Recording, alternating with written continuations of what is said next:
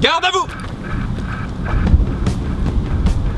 Les casse-pieds, vous avez pour mission de me livrer une émission culturelle tout en faisant ce parcours du combattant. Chef, oui, chef!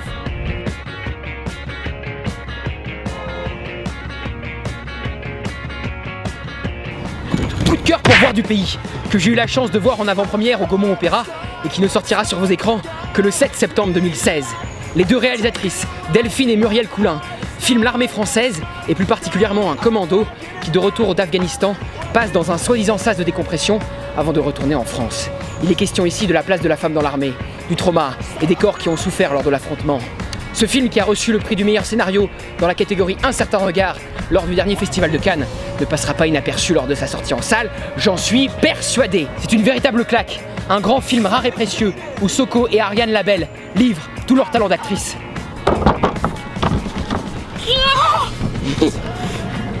Coup de cœur pour le film The Neon Demon que j'ai pu voir pendant ma permission, réalisé par le Danois Nicolas Winding Refn. Décidément, ce réalisateur ne cesse de m'impressionner. À chaque nouveau film, il nous emmène dans un univers sonore et visuel d'une intensité phénoménale. Même ces scénarios qui généralement sont inaboutis et pour le coup ici pertinents et chiadés. Je n'ai pas peur de dire que les images de The Neon Demon sont les plus belles que j'ai pu voir de ma vie au cinéma. L'actrice Elle Fanning a de belles années devant elle et Keanu Reeves est très surprenant. C'est un vrai kiff de le voir là où on ne l'attend pas. Seul bémol, les passages trash, hardcore qui sont totalement injustifiés. Étant un génie, je pense sérieusement que Nicolas Winding Refn est un réel psychopathe. Il y a cependant moins de dégueulasserie que dans son précédent film Only God Forgives. Et puis avec de telles images, on peut lui pardonner beaucoup de choses. Bougez votre cul et allez voir ce putain de chef-d'œuvre! En route, mauvaise troupe! Chef, oui, chef!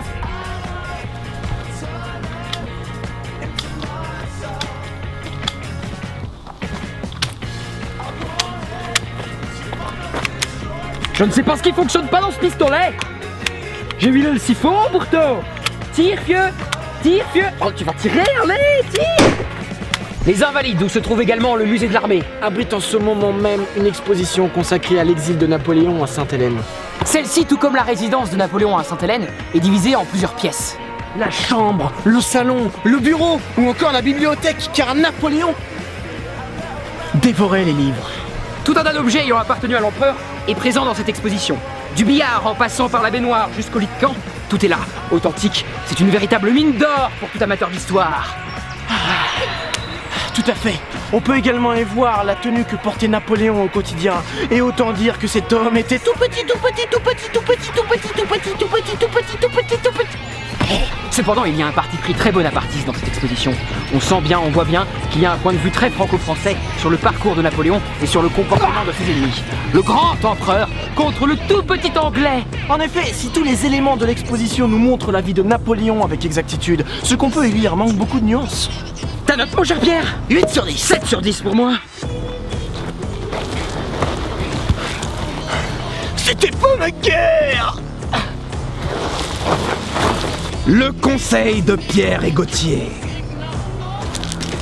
Pour le retour des beaux jours, du moins on l'espère, nous vous conseillons une multitude d'espaces verts pour passer du bon temps. Le parc des Buttes-Chaumont, situé dans le 19e, parfait pour prendre des apéros entre potes tout en contemplant les toits en zinc.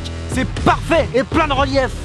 Le bois de Boulogne, voulu par Napoléon III comme l'un des deux espaces verts de Paris avec le bois de Vincennes, est idéal pour s'entretenir. Grâce notamment à son parcours santé que nous venons d'effectuer avec grâce et volupté, n'est-ce pas Pierre? Exactement. D'ailleurs, le bois de Vincennes, situé à proximité de Saint-Mandé, de Vincennes ou de Charenton, est parfait pour se recueillir tranquillement tout seul, pratiquer le yoga ou se balader en barque sur le lac. Et pour les plus sages d'entre vous, il y a un temple bouddhiste sur lequel on peut se recueillir. Le Luxembourg est l'endroit rêvé pour se promener en famille, car les enfants peuvent y jouer. En effet, ils peuvent poser des morceaux de bois, des bateaux en bois ou que sais-je en bois sur les différents points d'eau. Il y a également le Sénat et un musée dont nous vous avons déjà parlé. Enfin, si vous êtes fervent de lecture en plein air, ce parc est fait pour vous car il y a une multitude de chaises et peut-être, si vous avez de la chance, qui sait, un petit rayon de soleil. En route, Gauthier! C'est parti, allons profiter des espaces verts, Pierre! Qu'est-ce qu'ils sont casse-pieds quand même. À dans 2 semaines!